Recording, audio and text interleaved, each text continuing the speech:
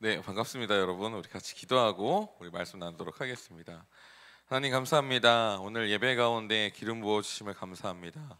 또한 예배 중에 하나님 오늘 말씀을 나눌 때 필요한 모든 기름 부으심과 계시들을 풀어 넣어 주심을 감사합니다.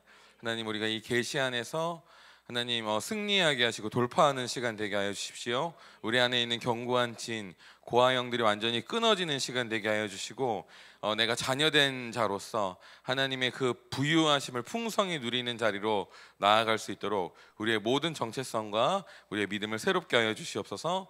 그렇게 하실 주님을 찬양합니다. 예수님의 이름으로 기도합니다. 아멘. 네, 오늘 설교 제목은 고아의 영은 끊어질지어다입니다. 우리 같이 큰 소리로 선포해 보도록 하겠습니다. 시작. 고아의 영은 끊어질지어다. 아멘. 네, 지난주 광고 때 우리 서진웅 목사님이 제가 매달 설교하기로 했는데 그 설교를 월간 이바울이라고 네이밍을 굉장히 멋있게 해주셨어요. 네, 월간 윤종신 아시나요, 여러분? 원래 윤종신 씨가 매달 이렇게 노래를 발매하는 걸로 월간 윤종신 이렇게 했는데 그걸 약간 카피해서 월간 이바울이라는 이름으로 멋있게 지어주셨습니다. 저는 매주 설교하는 이의 어려움을 너무나도 잘 알고 있습니다. 그리고 매주 똑같은 설교를 듣는 이렇게 표현하면 그렇지만 똑같은 분의 설교를 듣는 게 얼마나 어려운지도 잘 알고 있습니다. 네, 물론 좋지만 저는 뭐랄까요, 매주 그 신선함과 그 영감을 유지한다는 게 정말 어렵다는 걸 알고 있거든요.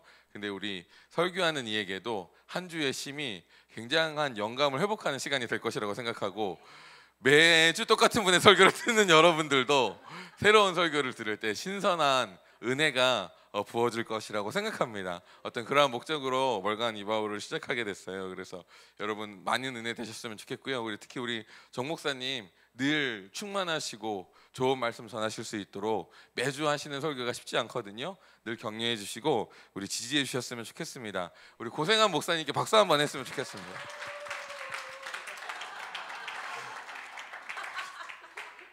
네, 우리 아버지 하나님의 사랑에 대해서 보도록 하겠습니다. 저는 오늘 우리가 내가 신앙생활 하다 보면 특정 영역의 한계를 만날 때가 있거든요. 그 한계를 돌파하기 위해서 아버지 사랑에 대한 계시가 필요하다는 것을 여러분과 나누고자 합니다. 먼저 말씀을 보도록 하겠습니다.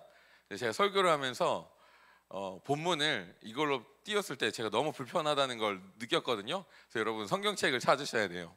네, 핸드폰으로도 좋은데, 그래서 본문을 왔다 갔다 할 수 있도록 이걸로 계속 띄워드리는 게 힘들어서 성경을 찾아가면서 말씀을 나누도록 하겠습니다. 요한일서 2장 12절 14절입니다.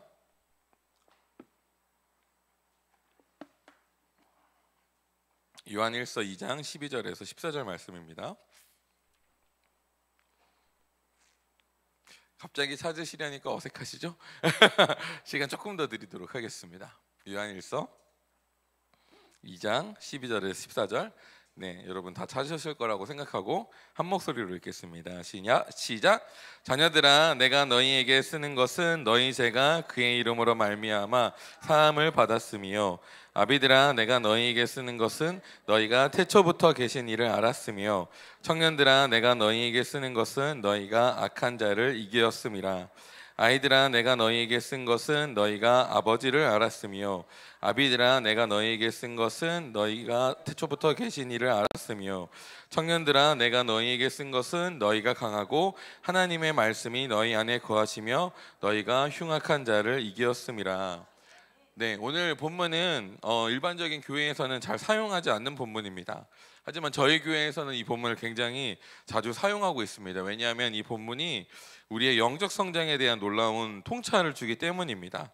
사도적 교회, 오중 사역을 하는 교회의 목적은 늘 나눴지만 성도를 온전하게 한다, 완전하게 한다에 있습니다. 일반적인 모경적인 교회는 영적인 성장이 중요한 것이 아니라 교회에 잘 남아 있어서 머물러 있게 하는 데 목적이 있지만, 우리 사도적 교회, 오중 사역을 추구하는 교회는 성도 한 명 한 명이 어떤 주님이 이 나를 향해 가지고 계신 그 계획이 완전히 완성되는 것에 목표를 두고 있습니다. 그래서 저희는 영적 성장을 정말 굉장히 중요하게 생각합니다.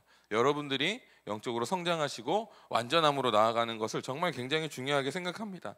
그래서 이러한 부분에 대한 해석을 여러분들과 자주 나누고 있습니다. 그리고 여러분들이 이런 저희의 어떤 나누는 말씀들을 잘 듣고 이 교회의 가치를 이해하고 DNA에 공감하고 순종하며 애쓰고 계신다는 것도 너무나도 잘 알고 있습니다. 그런데 우리가 잘 알아야 될 것이 무엇이냐면, 우리가 그냥 무작정 열심히 노력한다고 결과가 오지 않습니다.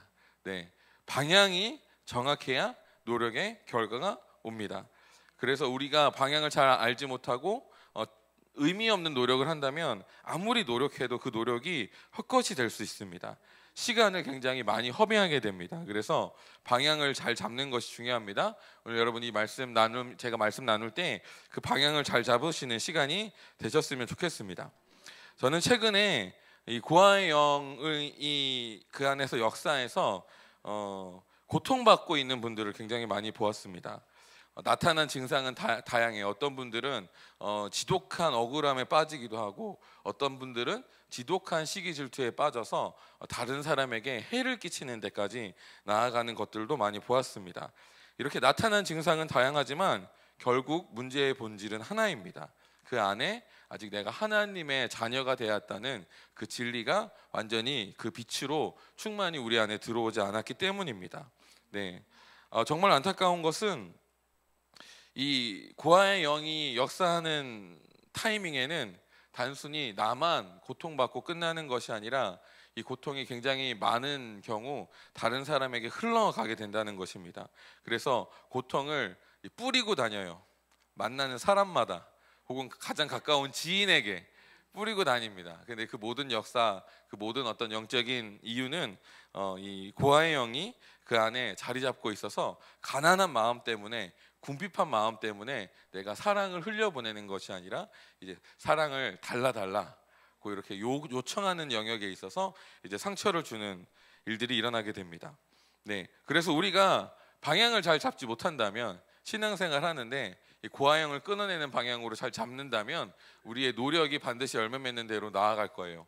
근데 우리가 방향이 정확하지 않아서 어떤 문제가 내 안에 있는지 명확히 알지 못하고 어떤 하나님의 사랑이 부어져야 되는지 잘 알지 못한다면 우리가 신앙생활 열심히 하고 기도도 열심히 하고 말씀도 많이 있겠지만 그 결과가 온전하게 찾아오지 않을 수도 있습니다. 그래서 여러분 이 시간 정확한 방향을 잡으시고 반드시 자녀됨의 정체성 가운데 깊이 들어가시길 축복합니다. 우리는 다 하나님의 자녀가 되었습니다. 아버지의 그 사랑을 풍성히 받으시길 축복합니다. 네, 이 성경에 나와 있는 아버지의 특징은 무엇인 줄 아세요? 아버지가 부유하시다는 거예요. 아멘. 여러분, 부유하신 아버지의 사랑을 마음껏 받으셨습니다. 아멘. 여러분들도 부유해지시길 축복합니다. 그래서 우리 옆에 사람에게 이렇게 축복하겠습니다. 부유해지시길 축복합니다. 네, 네. 이렇게 믿음의 선포를 하도록 할게요. 나의 아버지는 부유하십니다 라고 선포하겠습니다. 아멘.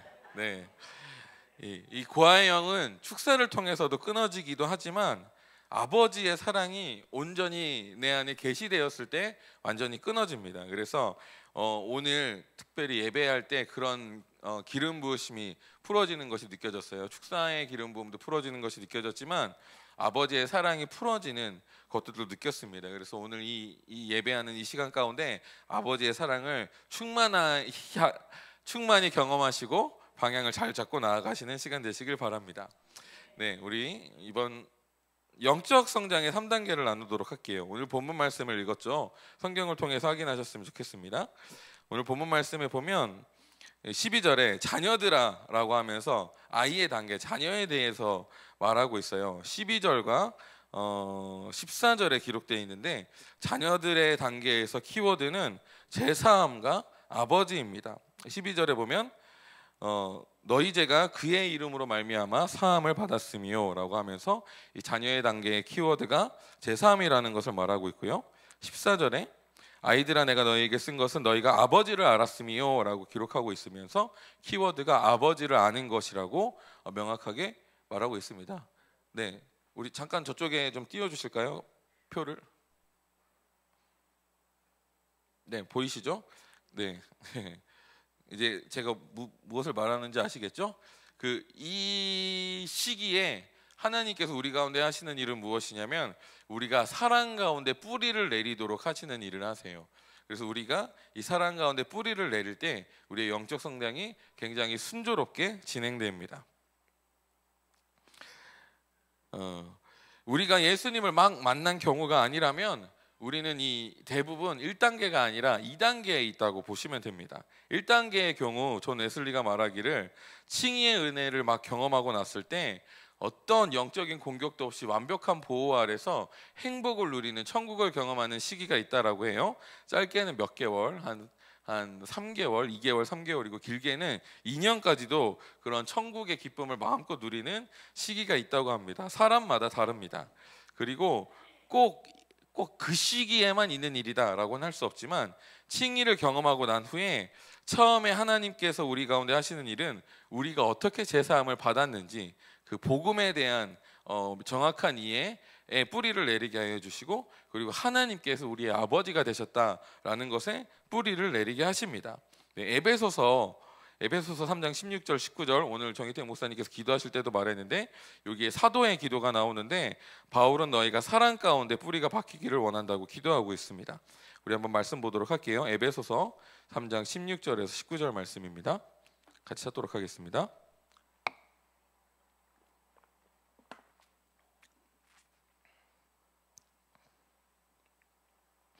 네, 에베소서 3장 16절에서 19절. 네. 여러분 월간 이바울 할 때는 성경책을 가지고 오시거나 핸드폰으로 꼭 앱을 보시면 좋겠습니다. 같이 한 목소리를 읽겠습니다. 에베소서 3장 16절에서 19절입니다. 시작. 그의 영광의 풍성함을 따라 그의 성령으로 말미암아 너희 속사람을 능력으로 강건하게 하시오며 믿음으로 말미암아 그리스도께서 너희 마음에 계시게 하시옵고 너희가 사랑 가운데서 뿌리가 박히고 터가 굳어져서 모든 성도와 함께 지식에 넘치는 그리스도의 사랑을 알고 그 너비와 길이와 높이와 깊이가 어떠함을 깨달아 하나님의 모든 충만하신 것으로 너희에게 충만하게 하시기를 구하노라. 아멘. 네, 정확하게 사도 바울이 모든 성도를 향해서 기도하는 핵심은 무엇이냐면 너희가 사랑 가운데 뿌리가 박히기를 원하노라라고 기도하고 있습니다. 네, 우리가 이 그리스도의 사랑에 단단히 뿌리를 내릴 때 우리가 이제 청년의 시기에 영적 전쟁을 능히 감당할 수 있는 것입니다. 네, 이런 우리가 자랄 때 이론적으로 뭐 유아기가 있고 유치기가 있고 이제 초등학생 때가 있고 청소년기가 있잖아요.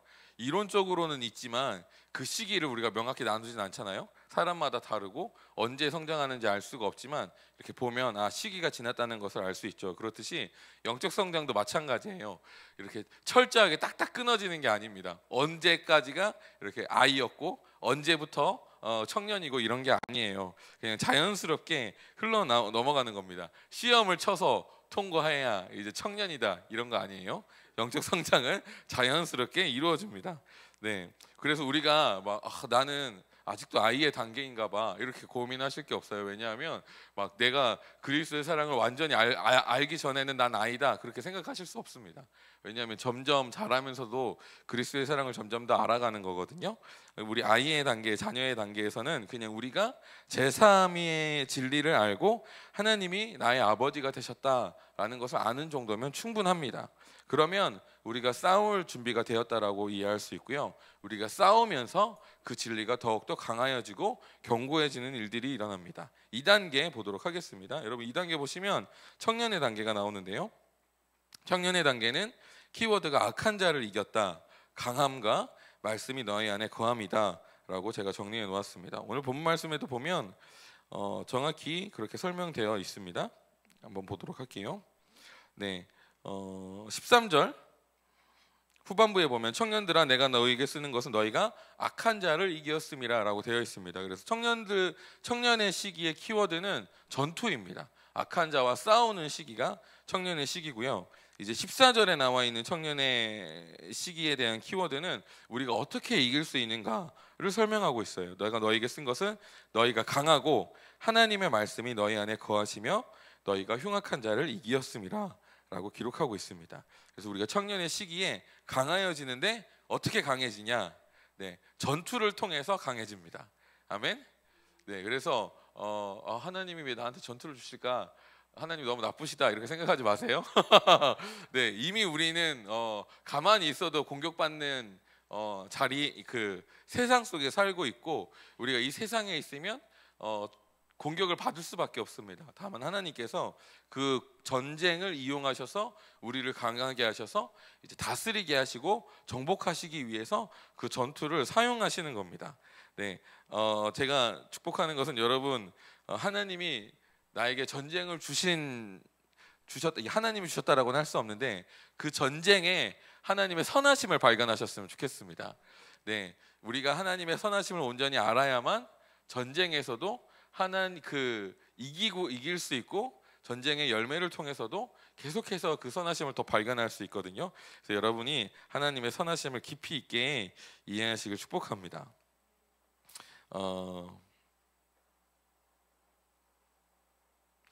네, 그래서 2단계에 우리가 가진 진리로 자연스럽게 세상과 부딪히게 돼요. 특별한 보호 아래 있었는데 특별한 보호가 걷어지면 이제 일상이 되죠. 근데 우리의 일상은 항상 어둠이 세상을 지배하고 있는 상황이죠. 그래서 우리는 우리의 존재로 어둠과 부딪힐 수밖에 없습니다. 왜 그런지 아세요? 내가 가지고 있는 게 빛이거든요. 내가 가지고 있는 진리가 이 세상 가운데 역사하고 있는 거짓과 계속 부딪히고 있거든요. 그래서 우리는 태생적으로 크리스천으로서 이 세상에 살아가는 것만으로 이 세상의 진리, 이 세상의 뭐라고 표현할까요? 이 세상의 법칙과 싸울 수밖에 없다라고 설명하도록 하겠습니다. 이때 요한 웨슬리가 표현하기를 이 남아있는 죄가 드러난다라고 표현해요. 저는 그 남아있는 죄가 드러난다고 하면서 우리가 이 세상에 있으면 이 세상이 악하기 때문에 어쩔 수 없이 그 악함과 우리는 싸울 수밖에 없다라고 설명하고 있습니다. 네, 세상은 사탄이 왕노릇하고 있습니다. 그래서 우리가 아는 영적인 진리가 통하지 않는 곳이에요. 사탄이 왕노릇하고 있으니까요. 근데 우리는 영적인 진리로 살아가잖아요. 그러니까 우리는 이 세상에 있는 동안 그 사탄이 왕노릇하는 그 영역에서 계속해서 부딪히고 싸울 수밖에 없는 것이죠. 그래서 우리 그 1단계 특별한 보호 아래 있을 때는 완전한 보호 아래서 영적인 어떤 번민도 없고 관계에서도 축복이 있고 기도를 하면 막 응답이 너무 잘 되는 그런 행복한 시기에 있는데, 이제 이 청년의 시기가 되면 네, 그런 보호가 걷어집니다. 그래서 기도 응답도 이제는 세게 해서 돌파해서 취해야만 얻을 수 있게 되는 상태가 되고요. 감격스러운 일들도 우리가 돌파해서 취해 와야만 누릴 수 있게 됩니다. 우리는 대부분 현재 여기에 머물러 있습니다. 네, 그리고 우리가 성경을 통해서 설교를 통해서 진리를 들었는데 그 상황과 현실은 일치하지 않는다는 걸 깨닫게 됩니다. 그래서 불만이 생기는 거죠. 하나님 이렇게 약속해 주셨는데 왜 내 삶은 그것과 같죠? 주님 나에게 이런 예언을 주셨는데 왜 내 삶엔 그런 게 이루어지지 않죠? 이 모든 것이 이상과 현실이 부딪히는 상황, 바로 그것이 청년의 시기입니다. 이 흉악한 이들은 우리에게 뿌려진 씨앗들이 자라서 열매 맺지 못하도록 계속해서 공격합니다. 사단이 우는 사자와 같이 두루 다니며 삼킬 자를 찾고 있습니다. 네, 우리 안에 있는 진리를 삼켜서 그 진리를 열매 맺지 못하도록 계속해서 공격하고 있는 것이 사탄이 하고 있는 일입니다. 그러니까 하나님은 그런 상황에 우리가 있음을 알고 있고요. 그런 상황에서도 우리 안에 뿌려진 씨앗들이 자라서 열매 맺기를 기대하고 있습니다.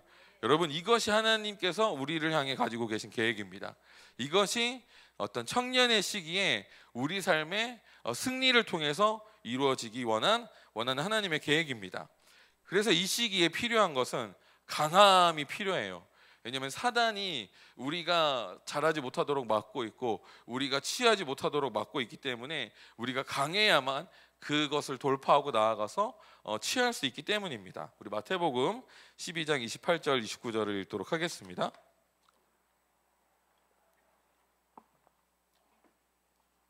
마태복음 12장 28절 29절 말씀입니다.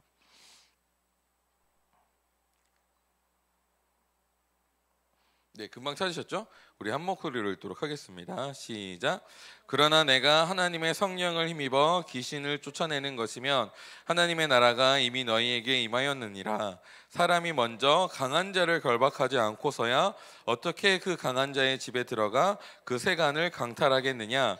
결박한 후에야 그 집을 강탈하리라. 아멘. 네, 우리가 강해야 영적 전쟁에서 승리할 수 있습니다. 그래서 주님은 이 청년의 시기에 우리가 어떻게 강해질 수 있는지를 가르쳐 주세요.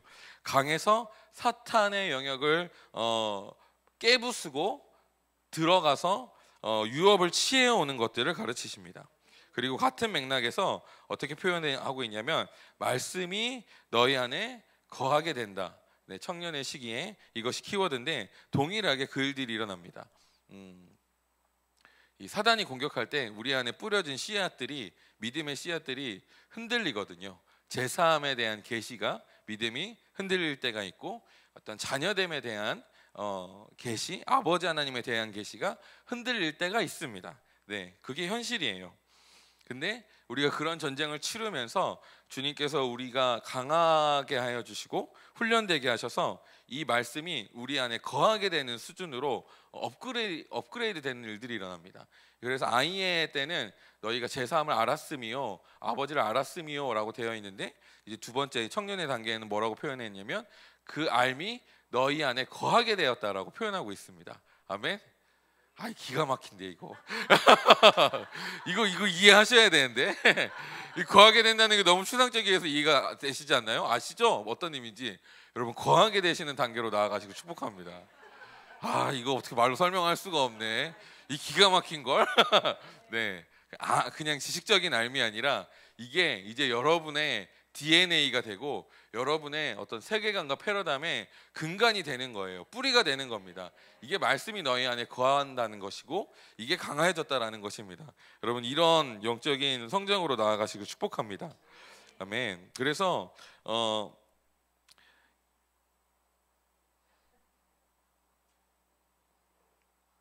네, 이게 우리가 지금 겪고 있는 영적 전쟁에서 승리하는 방법이에요. 말씀이 우리 안에 거하게 되는 겁니다. 여러분, 이 열쇠를 가지시길 축복합니다.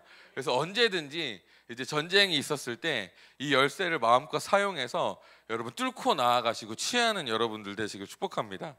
아멘. 네, 다음 주제로 넘어가도록 하겠습니다. 교회는 하나님의 실험실입니다. 이는 우리의 삶에도 적용돼요. 내 삶도 하나님의 실험실입니다. 주님이 우리를 인도하시는 방법이 사실 우리 관점에서는 좀 합당하지 않다. 이렇게 편하게 서비스해 주시면 될 텐데 왜 이렇게 불편하게 서비스해 주실까라고 느껴지는 부분들이 있어요. 왜냐하면 주님이 최종 목적은 보여주세요.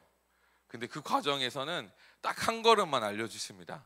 네, 하나님이 아브라함을 부르실 때 내가 너에게 젖과 꿀이 흐르는 땅을 줄 것이다. 최종 목표. 진짜 기가 막히죠. 완전 사로잡혀서 막 가슴이 막 뜨거워질 만한 그런 비전을 주시잖아요. 그리고 나서 이제 아브라함에게 하실 말이 뭐냐면, 그러니까 내가 너에게 지시할 땅으로 가라라는 거예요. 지시할 땅으로 가라. 네, 어딘지도 안 알려주시고 일단 가라. 무슨 말인지 아시죠? 최종 목표가 있는데 그 첫 번째 말씀은 일단 가라였습니다. 뿐만 아니라 이 이스라엘도 출애굽에 대해서 말씀하셨잖아요. 이제 너희는 노예 생활을 끝나고 너희가 다스리는 내가 약속한 땅으로 갈 것이다라고 이제 출애굽하고 가나안으로 가라고 말씀하셨어요. 근데 갔는데 홍해가 가로막고 있죠. 그때 하나님이 이제 모세에게 하신 말씀이 손을 높이 들어라. 그리고 요단강이 앞에 있을 때는 어떻게 하셨는지 아십니까? 이제 요단강의 여러분 특징을 아시나요? 요단강이 없던 강이 갑자기 생기는 강이고, 진짜 낮에 이렇게 거의 없다가 갑자기 강이 되는데, 아닌가? 네. 네, 알아서 잘 들으시기 바랍니다. 네, 강이 발을 디디면 한 발짝만 디뎌도 쑥 들어가는 강이라고 알고 있어요. 그래서 이 강에 발을 디디난다는 게 굉장히 큰 믿음이 요구되는 강입니다. 근데 그 강을 언약궤를 맨 제사장들 보고 들어가라고 기록하고 있어요. 그 하나 말씀하시고 기다리시는 거죠. 네, 하나님이 최종 목표는 가나안 땅인데 가나안 땅에 들어가서 지금 딱 하나 말씀하시는 겁니다. 땅에 그 강에 발을 디뎌라. 그리고 그 다음에 들어갔을 때는 이제 또 하나 말씀하시죠. 여리고를 정복하기 위해서 네, 여리고 주변을 돌아라. 네, 사실은 안 친절하시잖아요. 근데 하나님이 우리를 인도하시는 방법이 태초부터 지금까지 동일해요. 그래서 하나님한테 불평을 할 수 없습니다. 나만 억울하게 나만 그렇게 인도하시는 게 아니거든요. 억울해하지 마세요. 하나님한테 모두를 다 그렇게 인도하고 계십니다. 그래서 이 교회는 태생적으로 우리가 하나님의 인도를 따른다면 실험실이 될 수밖에 없습니다. 왜냐하면 이 땅은 이 사단이 왕노릇하고 있고, 그리고 이 교회는 그 사단의 역사를 걷어내고 하나님의 진리를 풀어내기 위해서 순종을 해야 되는데, 그 순종의 한 걸음이 모든 것을 알고 하는 게 아니에요. 네, 우리가 순종에 대해서 오해하고 있는 부분이 있어요. 저도 처음에는 그렇게 얘기했거든요. 그 말씀에 순종하면 난 다 잘 될 거야 라고 생각했습니다. 그래서 예를 들어서 내가 순종하면 나는 성적도 잘 나올 것이고 취직도 잘 될 것이고 뭐 그런 복만 따를 거라고 생각했거든요. 그래서 기도에 순종했어요. 제가 고등학교 2학년 때 기도에 순종해서 주님이 주신 감동을 따라서 매일 기도했습니다. 네, 고등학교 그 2학년 1학기 때는 아직 그 극단적으로 순종하지 않고 그냥 이제 주님을 만나서 즐거운 마음으로 성경 읽고 기도하는 수준으로 이제 지냈거든요. 그러니까 그 정도로 살 때는 성적이 엄청 오르더라고요. 제가 한 20등 했는데 10등으로 단번에 뛰어오르는 기적이 일어났습니다. 근데 이제 고등학교 이제 2학년이 심각한 시기인데 고등학교 2학년 때부터 제가 정말 진지하게 기도하기 시작했습니다. 내 삶을 주님께 드립니다 하면서 이제 공부도 했지만 공부하는 시간보다는 기도하는 시간이 많아지면서 이제 2학년 2학기 때는 이제 30등으로 성적이 떨어지는, 네. 제가 가를 한 번도 맞아본 적이 없는데 독일어가 가가 나오는 네, 그런 역사가 일어났어요. 네, 가라니. 네. 그 우스갯소리로 이 얘기를 들었지만 여러분 어떤 말씀을 하시는지 알 거예요. 순종을 하라고 하시는데 그 순종의 결과가 꽃길이 아닙니다. 우리가 목양적인 교회에서 그리고 일반적인 교회에서 하나님에 대해서 아버지에 대해서 복을 주시는 분, 보호하시는 분, 위로하시는 분 이렇게 말씀하시면서 순종할 때 모든 것이 잘 될 것이다 이렇게 많은 부분 얘기하긴 하지만 결국 우리가 영적으로는 잘 되고 결국은 순종하겠지만 현실은 주님이 인도하시는 길은 네, 순종하면 그 다음에 또 순종해야 될 게 있고 순종하면 그것보다 좀 더 어려운 순종할 게 있죠. 아까도 얘기했듯이 네, 요단강에 발을 디뎠는데 그 다음 여리고가 있고 여리고에서는 성을 7바퀴 돌라고 하는데 참 어처구니가 없죠. 네, 사실은 하나님이 말씀하시는 영역은 우리가 이해하기 힘들고 굉장히 납득하기 어려운 영역들이 있습니다. 네. 그래서 교회가 실험실이고 우리의 인생이 하나님의 실험실입니다. 네. 어쨌든 저는 뭐랄까요? 순종하는 삶을 살기 시작하면서 순종의 결과가 꽃길이 아님을 알았는데 제가 그 과정을 겪으면서 깨달은 진리는 무엇이냐면 순종의 결과가 꽃길이라고 말하는 것이 비진리라는 것을 알았습니다. 네, 성경에 순종하라고 많이 말씀하시지만 그 결과가 꽃길이라는 말씀은 별로 없더라고요. 대부분 어떤 과정 중에 있고 계속되는 순종이 있지만 그걸 통해서 우리가 얻는 건 주님과 동행하는 것이고 하나님이 어떤 분이신지 알게 되었다. 이것이 주님으로부터 오는 유업이라는 것을 알게 됩니다. 그래서 여러분 순종을 통해서 꽃길을 발견하시는 마음으로 순종하시면 안 됩니다. 네, 주님이 예를 들어서 저희 교회에서 저희 영역에서 이런 순종들을 많이 말씀하시잖아요. 주님이 이주식을 사라고 감동을 주실 수 있어요. 네, 근데 순종을 했는데 떨어질 수도 있습니다, 여러분. 물론 많은 훈련을 통해서는 이제 어떤 주님의 음성을 쫓아서 주식을 사고 파는 것을 통해서 이득을 얻을 수 있지만, 네, 떨어질 수도 있어요. 네, 주님이 일부러 떨어지는 주식을 말씀해 주실 수도 있습니다.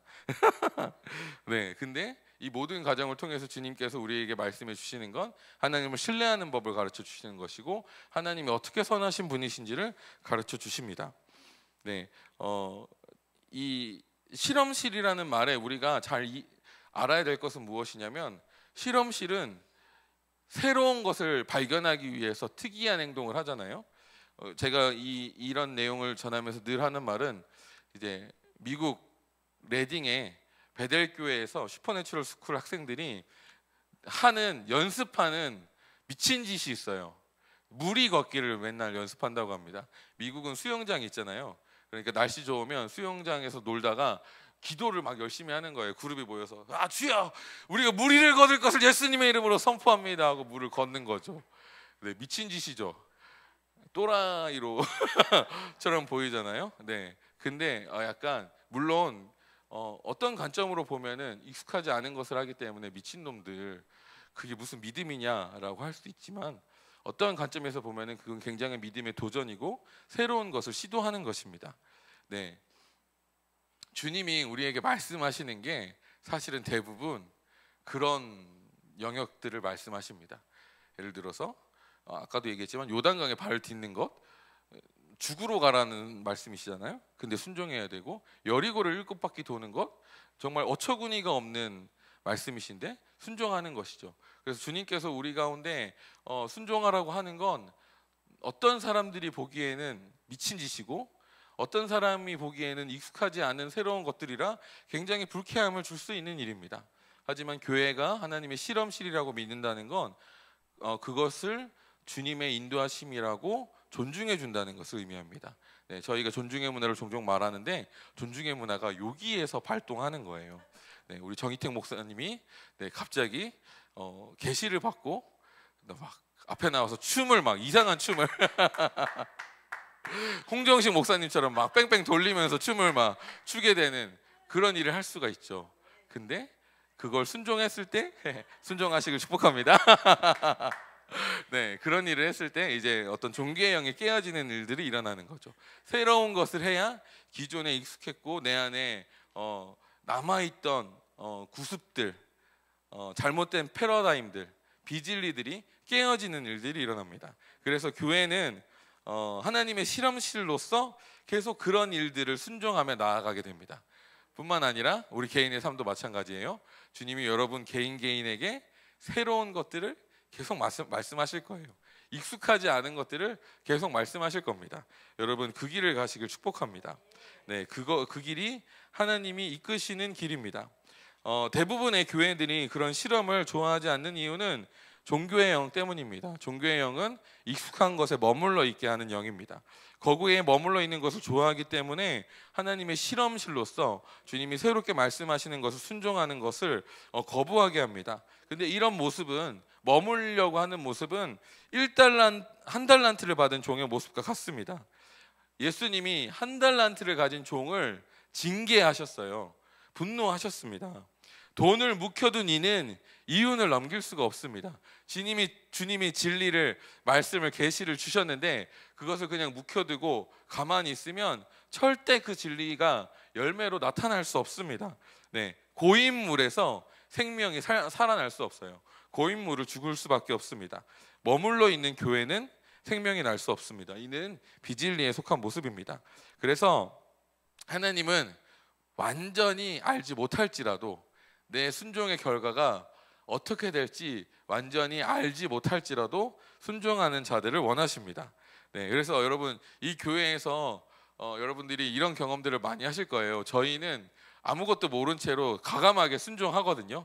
근데 그 순종의 결과로 어둠이 벗겨지는 영역이 있고요. 또 반면에 그 순종의 결과로 우리가 생각지 않은 문제가 드러나는 경우도 많이 있습니다. 보실 때 완전 완벽하지 않은 모습을 보실 수 있지만, 여러분 그 부분도 이해해 주시고 같이 해 주셨으면 좋겠습니다.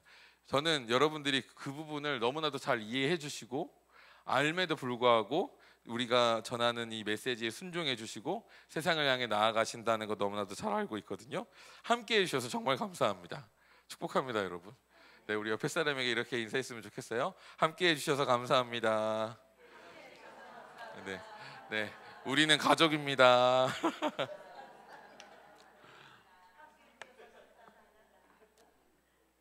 네, 그래서 하나님은 우리를 안전지대를 벗어나게 하세요. 주님이 그냥 안전한 곳에 우리를 그냥 내버려 두지 않습니다. 만약 우리가 그저 평안이 좋아서 아무 성장도 없고 아무 부대낌도 없이 그저 머물러 있다면 여러분 정말 심각하게 내 영적 상태에 대해서 고민하셔야 됩니다. 그저 머물러 있다면 여러분 정말 심각하게 영적 상태를 고민하시고 주님께 나아가셔야 돼요. 하나님은 왜냐하면 우리를 그저 안전지대에 두시는 분이 아닙니다. 저는 우리 성도님들이 정말 말씀에 순종한다는 것을 잘 알고 있습니다. 그래서 익숙한 것에서 벗어나려고 하는 것들을 너무 잘 알고 있어요. 그래서 정말 부담스럽지만 예언 사역에 순종하고 치유 사역에 순종하고 여러분의 삶에 새로운 것들을 도전하고 이전에 하지 않았던 일들을 한다는 것을 잘 알고 있습니다. 근데 여러분이 아셔야 될 것이 무엇이냐면 여러분이 하는 이러한 순종들이 여러분을 안전지대에 벗어나게 하는 행동들이에요. 만약에 여러분들이 예언을 하지 않았다가 여러분이 예언하는 자가 되었다는 것은 무슨 뜻이냐면 하나님의 음성을 듣지 못하는 이 세상 가운데 하나님의 음성을 듣게 하기 위해서 그 적진을 향해서 여러분들이 칼을 들고 나가서 적진을 향해서 세게 팍 창을 던졌다는 것을 의미합니다. 그리고 여러분은 이 안전지대를 벗어나서 이제 적진들의 포화를 받을 수 있는 그 지대로 이제 나아갔다는 것을 의미해요. 여러분들은 창을 찔렀습니다. 네, 무슨 말인지 아시죠? 여러분이 순종했다는 것은 여러분이 창을 찔렀다는 것을 의미해요. 그러면 어떤 일들이 일어날까요? 네, 공격을 당한 이들이 반격을 하겠죠. 네, 우리의 순종은 다 이런 것들입니다. 내가 특정한 영역에서 안전지대에서 벗어나서 적진을 향해서 돌격해 나아갔다는 것을 의미하고 돌격해 나아갔을 때 이제 어둠의 적군의 공격을 받을 수 있는 상황에 놓이게 된다는 것을 의미합니다. 저는 여러분들이 정말 이 교회의 메시지에 순종하고 어떤 성도 운동에 순종하고 그래서 삶의 이전과는 다른 가치들을 가지고 기도하기 시작하고 예언하기 시작하고 그렇게 성도 운동에 이 추구하는 교회의 한 성도로서 정말 완전해지기 위해서 한 걸음씩 나아가고 있다는 것을 잘 알고 있습니다. 순종을 너무나도 잘 알고 있습니다. 그리고 그에 따른 어려움들과 고통을 겪고 있다는 것들도 잘 알고 있습니다. 하지만 저는 개인적으로는 여러분들에게 정말 감사드립니다. 여러분의 순종에 너무나도 감사드려요. 하나님도 여러분을 굉장히 기뻐하실 것이라고 생각합니다. 여러분이 이 교회와 함께하고 계신다는 사실에 정말로 감사드립니다. 근데 여러분이 아까 제가 이제 청년의 시기는 싸우는 시기다라고 말씀도 했고 순종했을 때 공격이 있다라고도 말씀드렸는데 여러분이 그럼에도 불구하고 하나님의 선하심을 아셨으면 좋겠습니다. 왜냐하면 모든 전쟁이 하나님께 속해 있기 때문이에요. 네, 하나님은 우리가 감당할 수 있을 정도의 부하만을 주십니다. 너무 큰 과부하는 우리가 쓰러지고 우리가 죽을 수도 있고 다칠 수 있기 때문에 주님이 우리에게 주시는 부하는 감당할 수 있는 만큼 주십니다. 성경에 기록되어 있죠. 주님께서 감당할 수 있을 만큼 시험을 주신다라고 기록하고 있죠. 네, 근육이 성장하기 위해서 어떻게 해야 될까요? 네, 한계점을 돌파해야 되거든요. 그래서 이제 여러분 PT를 받으시면은 진짜 힘든데 막 옆에서 채찍질해서 하나 더 하세요, 하나 더 하세요, 하나 더 했어요. 그러면 이제 그만하고 싶은데 또 더 하라는 거예요. 이제 더 했는데 안 올라오잖아요. 그러면 PT 선생님이 어떻게 해주냐면 손을 이렇게 손으로 받쳐서 한 번 더 하게 만들어 주세요. 그러면 어떤 일이 일어나냐면 근육이 찢어집니다. 네, 한계를 돌파할 때 근육이 찢어져요. 그러면 그 찢어진 공백 가운데 이제 단백질을 먹고 음식을 먹으면 그 영양분이 세포를 만든다나 크게 만든다나 그렇게 해서 공간을 채우면 이제 근육이 성장하게 되는 것이죠. 네, 이해가 되시죠? 그러니까 성장에는 부하가 있어야만 성장할 수 있어요. 그리고 그 성장이 이제 웨이트 트레이닝 예를 들어서 한계를 돌파해야만 그 성장이 있습니다. 그래서 주님이 감당할 수 있는 시험을 주신다라고 했을 때 그 감당할 수 있는 시험이 사실은 한계를 여러분의 한계를 돌파시키는 수준의 시험이에요. 하지만 한계가 돌파되더라도 여러분이 감당할 수 있을 만한 그런 부하를 주십니다. 너무 약한 부하는 성장을 주지 않아요. 정신만 차리게 해주죠.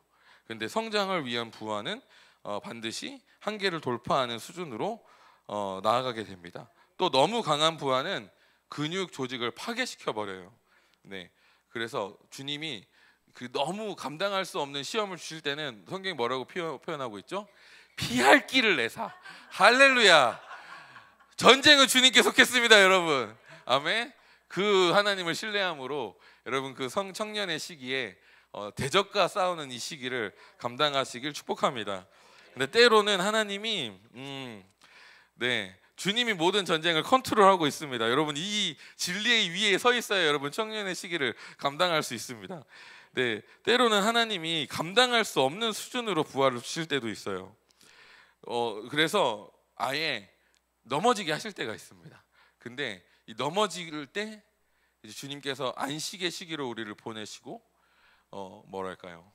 로뎀에서 먹을 것을 공급해 주시고 안식을 주시고 회복하게 하시면서 또 우리 가운데 가르쳐 주시는 진리도 있습니다. 그래서 때로는 주님이 감당할 수 없는 부활을 주실 때도 있어요. 근데 그 결과는 반드시 선으로 나아갈 것입니다. 왜냐하면 전쟁은 주님께 속했기 때문에. 할렐루야, 할렐루야. 전쟁은 주님께 속했습니다. 그러므로 여러분 승리 이 주님 안에서 청년의 시기에 나아가시길 축복합니다. 우리가 물 좀 주실 수 있을까요?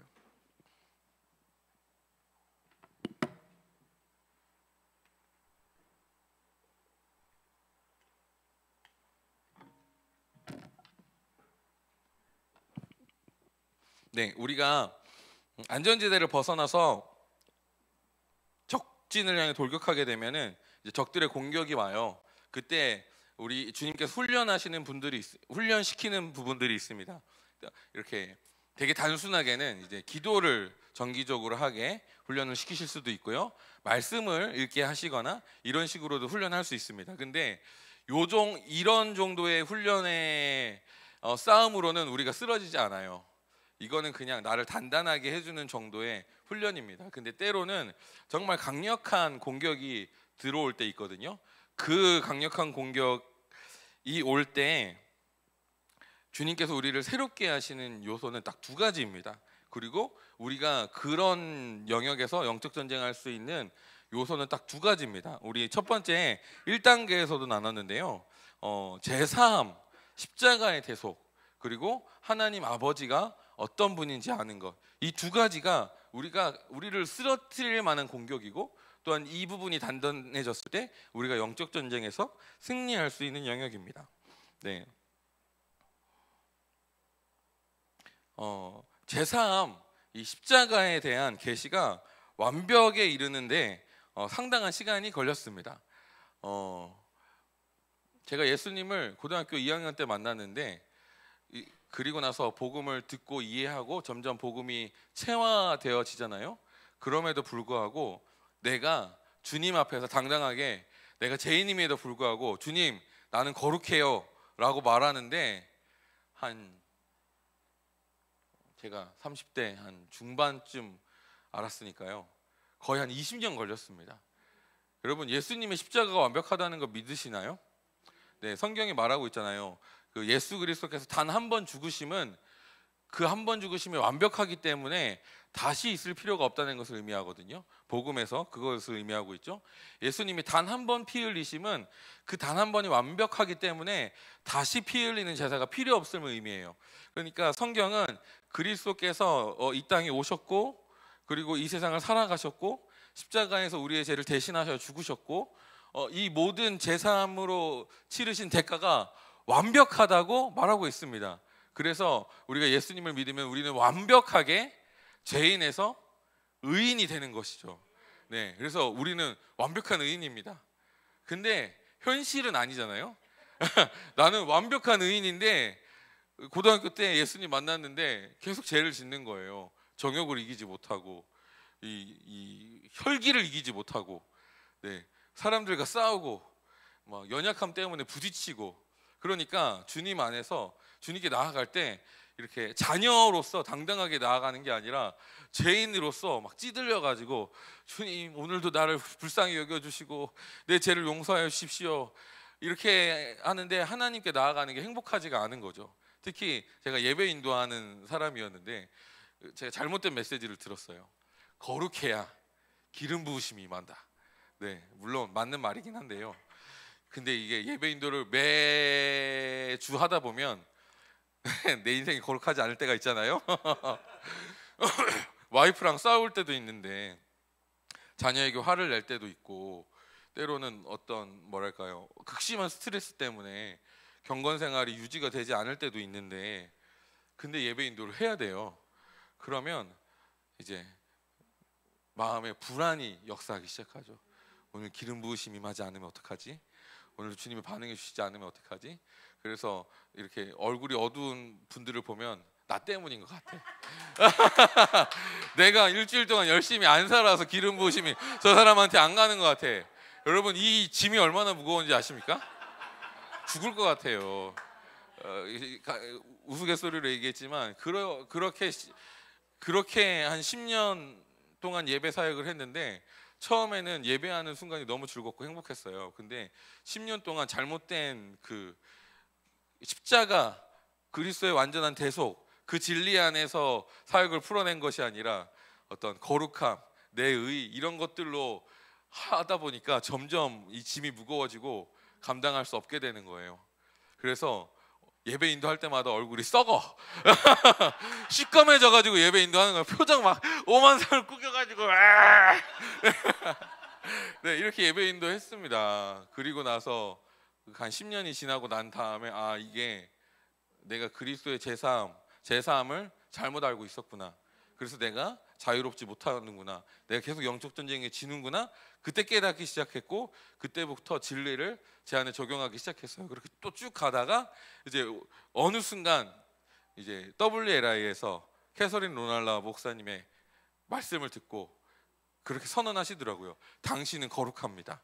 나는 거룩합니다. 그때 비로소 제가 완전히 받아들일 수 있게 됐습니다. 나는 완전한 의인이다. 나는 비록 오늘 아침에 죄를 짓고 왔을지라도 주님, 나는 주님 안에서 거룩합니다. 왜냐하면 이 진리는 현실에 대한 내용이 아니라 법정에 관련된 내용이거든요. 예수님께서 우리의 변호사가 되어 주셔서 하나님을 향해서 지금도 증언하고 계십니다. 이 사람의 죄는 내가 다 그 값을 지불했습니다. 할렐루야. 여러분, 이것이 제사함의 은혜입니다. 우리가 영적 전쟁할 때 우리를 가장 무너뜨리는 부분은 바로 이 진리를 사단이 흔들어요. 현실과 이 믿음의 그 괴리를 통해서 우리가 믿음으로 나아가지 못하도록 계속 공격합니다. 네, 여러분, 축복하는 것은 여러분 완전한 믿음으로 나아가시길 축복합니다. 네, 이게 여러분 우리가 이미 들어서 알고 있잖아요. 이미 하늘 법정에서 나는 완벽한 의인이라고 이미 판결문이 때려졌습니다. 땅땅땅. 네. 아멘. 여러분은 그래서 주님이 보셨을 때는 완벽하게 거룩하세요. 여러분, 이것을 믿는 겁니다. 내 현실은 그렇지 않을지라도 여러분은 그것을 믿는 거예요.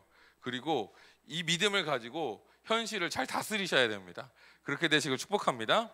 네, 그래서 사단이 공격하는 영역, 이 부분에 대해서 여러분 단단해지시고 강하여지시고 말씀이 우리 안에 거하게 되시길 축복합니다.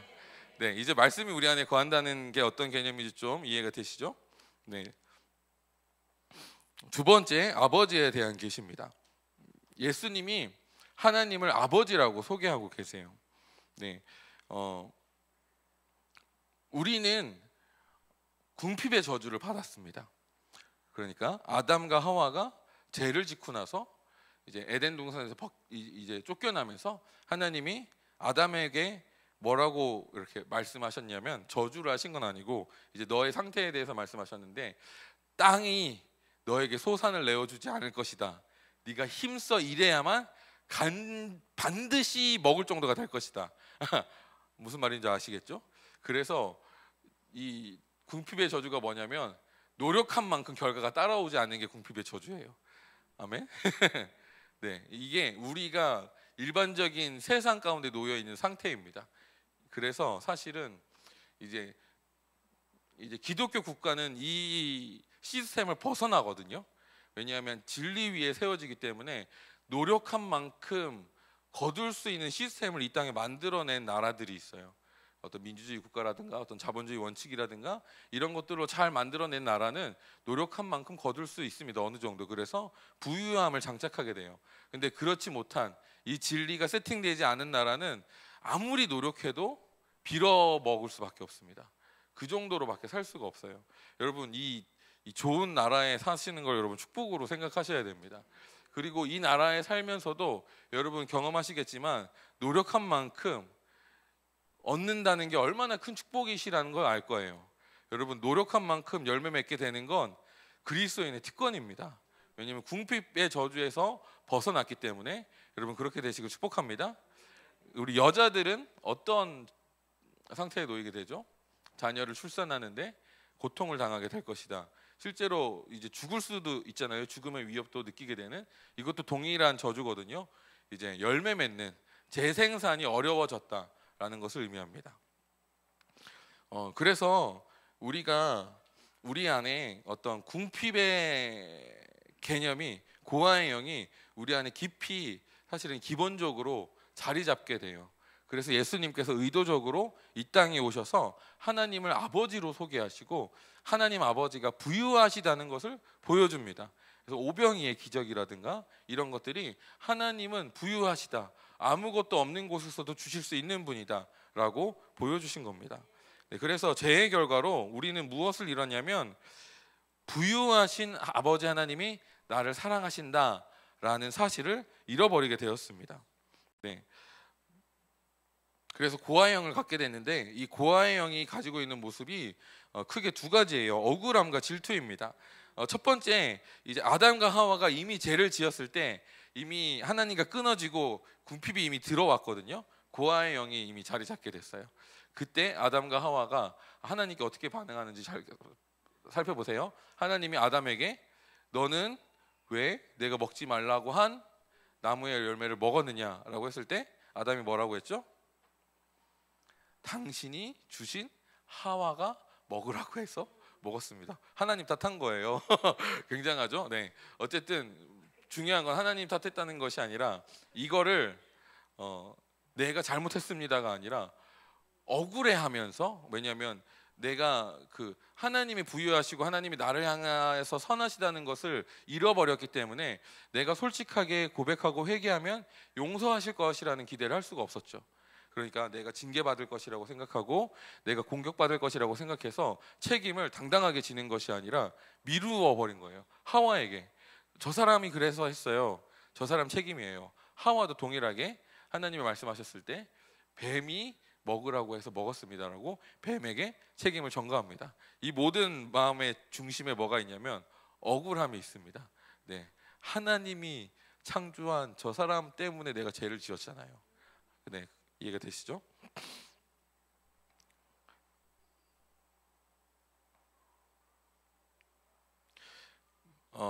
만약 여러분들이 부부 관계에 있어서 문제의 원인을, 부부 문제가 있는데 부부간에 문제가 있는데 그 문제의 원인을 상대편에게 돌리고 있다면 여러분 이 억울함이 작동하고 있는 겁니다.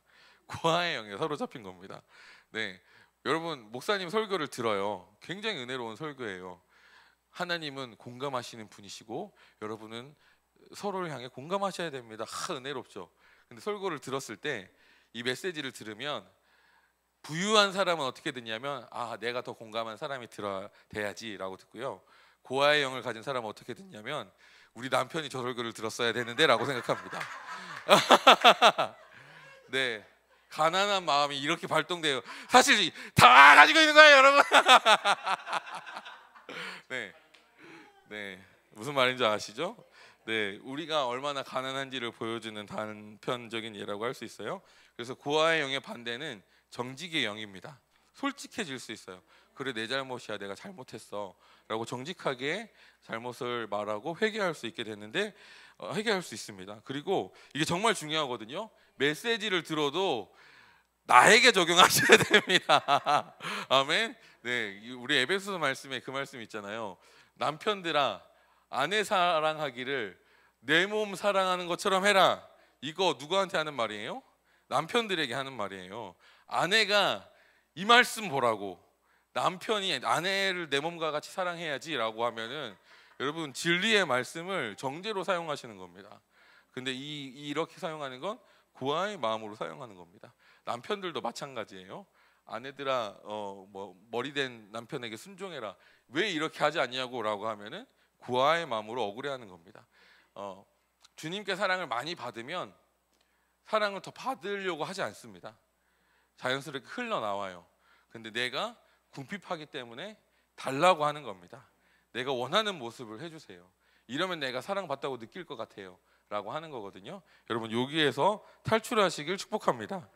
네, 제가 간단하게 얘기했는데 여러분 정말 심각합니다. 이거 네, 웃기듯이 말했지만 정말 심각하게 역사돼서 우리를 괴롭히고 있는 영역입니다. 네, 이 부분에서 자유해 주시는 여러분 되시길 축복합니다. 두 번째는 질투입니다. 고아의 영에 사로잡힌 가인과 아벨은 질투하여서 가인이 아벨을 죽였죠. 가인이 아벨을 죽이기까지 해요. 네, 이 궁핍함의 기본이 무엇이냐면 이 세계가 나한테 뭔가를 안 줘요. 내가 누릴 만한 것들을 공급해 주지 않아요. 심지어 사랑도 내가 만족할 만큼 사랑을 주지 않는다는 게 이 세상의 시스템입니다. 이건 하나님의 세계가 아니죠. 하나님의 세계, 하나님의 사랑은 무한하시기 때문에 우리가 하나님께 연결됐다는 것은 그 무한한 사랑을 내가 만족하게 받을 수 있다는 것을 의미합니다. 근데 우리는 그 세상에서 살지 않았잖아요. 그렇기 때문에 시기하고 질투하는 거예요. 네. 둘째가 태어나면 첫째가 질투하기 시작해요. 왜냐하면 부모의 사랑이 둘째에게로 가는 걸 볼 때 내가 사랑을 빼앗겠다는 걸 알거든요. 걔가 뭘 안다고. 근데 걔에다가 이미 벌써 알고 있어요. 사랑의 총량이 정해져 있다는 걸. 사랑을 뺏기는 만큼 나는 사랑을 못 받는다는 걸 알고 있는 거죠. 그래서 가인이 질투해서 하나님의 사랑이 아벨을 향해 간 것을 보고 질투해서 화를 내는 것이죠. 예언 사역을 하시는 분들 있잖아요. 예언 사역을 주로 하시는 분들 이렇게 해서 손을 딱 집어가지고 목사님 일어나 보시겠어요? 일어나라는 말이 아니라 하면서 예언을 해주잖아요. 몇몇 사람에게 선택을 돼서 예언을 받아요. 그러면 고아영을 가진 사람들은 어떻게 생각하냐면 부럽다, 좋겠다. 근데 그걸 넘어서서 시기하고 질투합니다. 저것만 받아가지고 네, 무슨 말인지 아시죠? 그리고 그 받지 못한 나는 사랑받지 못했다라고 생각해요. 네, 질투가 이렇게 역사합니다. 네, 이 마음의 근본에는 고아의 영이 있습니다. 네, 시기와 질투는 궁핍의 저주에서 비롯된 것입니다. 네, 우리가 주님 안에서 이런 고아의 영을 벗겨낸 다음에 또 여전히 사단이 공격합니다. 내 안에 여전히 어떤 어려움들이 닥쳐와요. 근데 제가 주님 안에서 내가 아버지의 자녀되었다, 아버지의 사랑을 충만히 받고 있다, 나는 하나님과 완전히 연결돼 있고 특정한 정죄도 없다, 십자가에 대한 완전한 이해가 있었기 때문에, 그리고 나서 영적 전쟁이 찾아오니까 그때부터는 그 전쟁이 다르게 인식되기 시작하더라고요. 예전에는 저 사람 때문에 남 탓하거나 내 문제 탓하거나 이런 식으로 했는데 어느 순간부터는 그 전쟁을 통해서 주님이 십자가를 지셨다는 게 이런 고통을 담당하셨다는 것이구나 라는 것을 이해하게 됐습니다. 제가 우리 아빠가 되고 자녀를 키우면서 제일 어려웠던 게 뭐냐면 똥기저귀 가는 거였어요. 네, 너무 힘들더라고요. 솔직히 애기 똥이라 그렇게 힘들지 않을 거라고 생각했는데 제가 매일 똥기저귀 하루에 한 10번 갈잖아요. 10번 갈 때마다 그 고약한 냄새를 맡으면서 갈 때 너무 힘들면서 어떤 생각이 떠올랐냐면 우리 엄마 아버지가 나를 키울 때 이렇게 고생하셨구나 라는 것을 생각하게 됐습니다. 네, 그리고 이제 저희 아버지가 올해 이제 성역 30주년이라고 목회한 지 30주년 되셨고 이제 내년에 은퇴하시는데 제가 최근에 목회하면서 가장 어려운 시기를 지나고 있거든요. 그러니까 어떤 생각이 드냐면 우리 아버지는 어떻게 그 어려운 길을 30년 동안 버티셨을까라고 생각하게 되더라고요. 우리가 고난이 결국 이 영적 전쟁과 어려움이 우리를 어디로 인도하냐면 결국에는 예수님의 십자가의 마음으로 인도하세요. 십자가를 지신 예수님의 마음을 알도록 인도하십니다. 그래서 우리는 영적 전쟁을 주신 전쟁을 치르게 하시는 그 상태에 주신 하나님께 원망할 수 있지만 하나님은 그 전쟁이 주님께 속했다는 것을 안 우리 가운데 강함을 주시고 치유를 주시고 그리고 결국에는 예수 그리스도의 마음을 아는 데까지 인도해 주십니다. 네, 그렇게 되시길 축복합니다. 우리 같이 기도하면 좋겠습니다. 고아영을 끝낼 시간을 갖도록 하겠습니다. 이 시간 같이 기도할 텐데, 네, 제가 잠깐 간증 하나 하고 나누도록 하겠습니다. 저에게도 여전히 궁핍의 저주가 남아 있습니다. 네, 우리 육신의 아버지는 정말 좋으신 분이에요. 저에게 굉장히 잘해 주셨습니다. 제가 아버지에 대해서 그렇게 나쁜 기억이 있지는 않습니다. 뭐 어떤 분들은 뭐랄까요, 아버지가 구타를 하시기도 하고 그런 경험도 있으실 수 있지만 저는 그런 경험이 없습니다. 정말 좋으신 분이에요. 그런데 저희 아버지가 제 필요를 다 채워주시지 못했습니다. 목회의 길을 가시기도 했고 경제적으로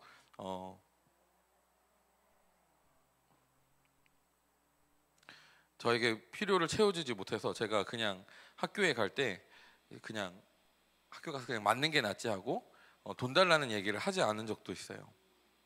네. 그리고 몸이 좀 약한 편이셔서 무기력하고 무능력한 부분을 많이 보여주셨습니다. 그래서 저는 아버지를 좀 많이 이해해드렸고 많이 섬겨드리는 그런 관계를 맺었습니다.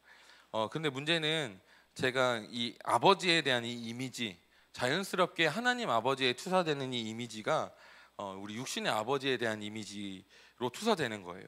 그래서 저는 하나님과 아들의 관계에서 나는 아들로서 아버지의 것을 마음껏 받는 자로서 저를 위치하지 않습니다. 네, 도리어 하나님의 어려움을 이해하고 하나님을 섬기는 위치에 나를 둡니다. 그래서 하나님께 헌신하는 거 너무 마음이 편하고 좋아요. 그렇게 하는 거 너무 기꺼워요. 근데 하나님이 내 기도에 응답하시고 나를 축복하시고 나에게 물질을 주시고 이 부분에 대해 기도하는 것도 어렵고 기도에도 믿음이 잘 발생하지 않고 그래서 제 삶의 어떤 한계가 여기에서 만나게 됩니다. 내가 자녀로서 그저 아버지의 등 뒤에 숨어야 할 때, 아버지를 의지해야 할 때가 있는데 그때 저는 아버지를 의지하지 않고 그때도 불구하고 내가 어떻게든 버티려고 하는 모습을 보이고 있습니다. 나는 안식해야 될 텐데, 나는 쉼을 누려야 될 텐데 안식을 누리지 못해요. 뭔가를 해야 된다고 불안함을 통해서 주님이 주시는 안식을 누리지 못합니다. 그래서 필요를 구하고 응답을 받는 것이 저에게는 작동하지 않습니다. 공급에 대한 기대가 없기 때문입니다.